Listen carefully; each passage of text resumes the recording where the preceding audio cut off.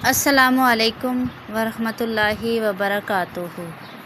محترم بھائیوں اور بہنوں، آج کی اس خصوصی ویڈیو میں ہم بات کریں گے قرآن مجید کی ایک عظیم سورہ دخان کی۔ یہ سورہ نمبر 44 ہے، اس میں 59 آیات ہیں اور یہ مکی سورہ ہے۔ آج ہم جانیں گے یہ سورت کب نازل ہوئی، تاریخی پس منظر کیا ہے، اس کی تلاوت کے کیا فضائل اور فوائد ہیں، اس سے متعلق وظائف کیا ہیں، اس کے پیغامات کیا ہیں جو ہماری زندگی بدل سکتے ہیں۔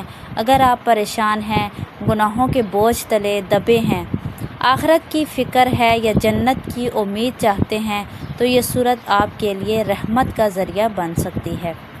ویڈیو آخر تک ضرور دیکھیں، لائک کریں، شیئر کریں اور سبسکرائب کر لیں تاکہ مزید قرآن مجید کی ویڈیوز آپ تک پہنچے۔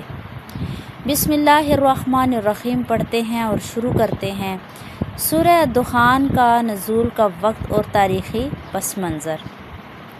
سورہ الدخان مکی دور میں نازل ہوئی، خاص طور پر آخر مکی دور میں تقریباً 614 اور 617 عیسوی کے آس پاس۔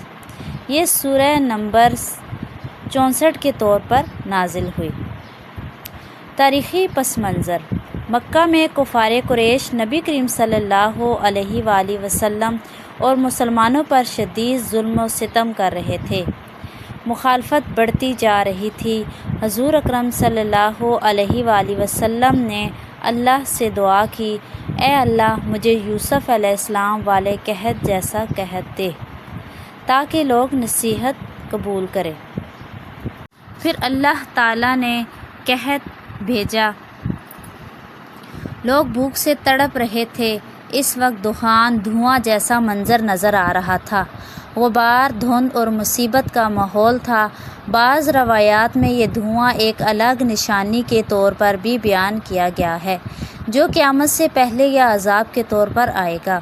جب حالات بہت خراب ہو گئے تو ابو سفیان سمیت قریش کے سردار حضور اکرم صلی اللہ علیہ وآلہ وسلم کے پاس آئے اور کہا، اے محمد اپنے رب سے دعا کرو کہ یہ مصیبت ہٹا دے، ہم ایمان لے آئیں گے۔ مگر جب مصیبت ہٹی تو انہوں نے پھر انکار کر دیا۔ اس پس منظر میں یہ سورہ نازل ہوئی۔ اللہ تعالیٰ فرماتے ہیں کہ قرآن ایک مبارک رات میں نازل کیا گیا اور لوگوں کو خبردار کیا جا رہا ہے۔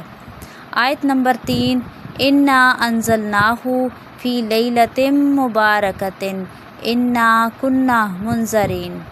ہم نے اسے ایک مبارک رات میں نازل کیا، ہم ڈرانے والے ہیں۔ یہ مبارک رات شب قدر ہے جو رمضان میں ہوتی ہے۔ حامیم، قسم ہے واضح کتاب کی، ہم نے اسے مبارک رات میں نازل کیا۔ دخان، دھواں کا عذاب بیان۔ کفار کہیں گے، اے ہمارے رب عذاب ہٹا دے، ہم ایمان لائیں گے، مگر ان کا ایمان جھوٹا ہوگا۔ حضرت موسیٰ علیہ السلام اور فرعون کا قصہ۔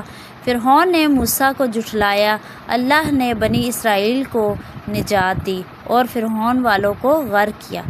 یہ کفار مکہ کے لیے تنبیہ ہے۔ قیامت کا بیان۔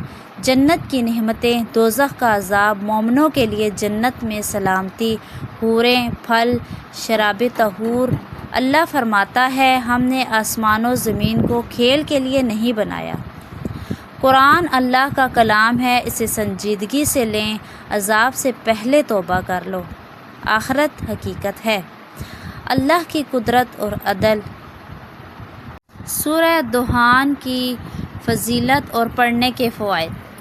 بہت سی روایت میں اس سورت کی فضیلت بیان ہوئی ہے، کچھ ضعیف مگر عمل کرنے والوں کے لیے برکت والے۔